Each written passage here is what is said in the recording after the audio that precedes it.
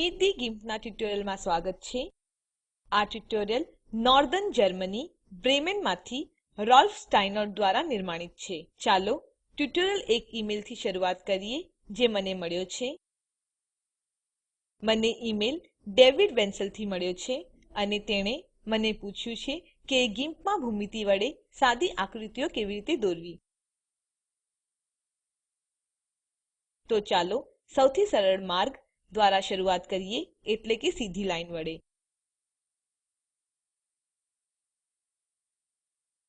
સીધી લાઈનને દોરવું અઘરું હોઈ શકે છે,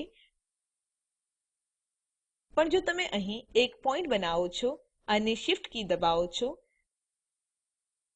અને બીજો એક પોઈન્ટ બનાવો છો, તો તમને સરળતાથી એક સીધી લાઈનને દોરી શકો છો.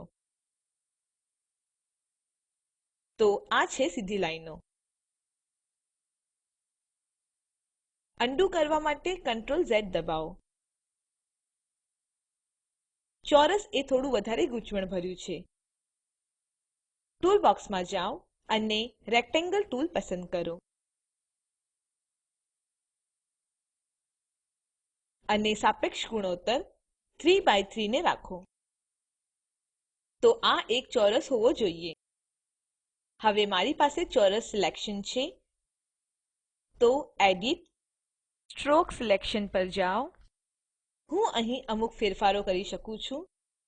હું લાઈનની પહોળાઈ નિર્ધારિત કરી શકું છું અથવા હું વાપરી શકું છું પેઇન્ટ ટૂલ, અને પેઇન્ટ ટૂલમાં હું પેઇન્ટ બ્રશ પસંદ કરું છું અને સ્ટ્રોક પર ક્લિક કરું છું. અને અહીં તમારું ચોરસ છે. જો તમને આ ચોરસને રંગ ભરવો છે તો તે સરળ છે. માત્ર મારા રંગ પેલેટ પર જાઓ અને કાળા રંગને ચોરસમાં ખસેડો. આવું એલિપ્સ સિલેક્શન દ્વારા પણ કરી શકાય છે. હું બસ પસંદ કરી શકું છું એલિપ્સ અને એડિટ પર જાઓ અને પસંદ કરું છું સ્ટ્રોક સિલેક્શન.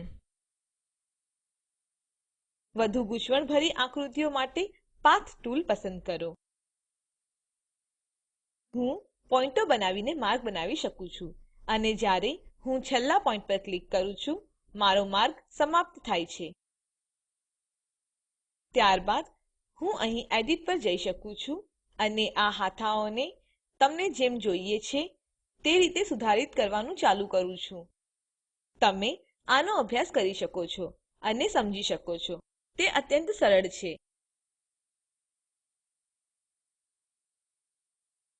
છેલ્લી વસ્તુ જે મને કરવી છે તે છે પાથને સ્ટ્રોક કરવું, અને સમાન વિકલ્પ મને અહીં મળે છે.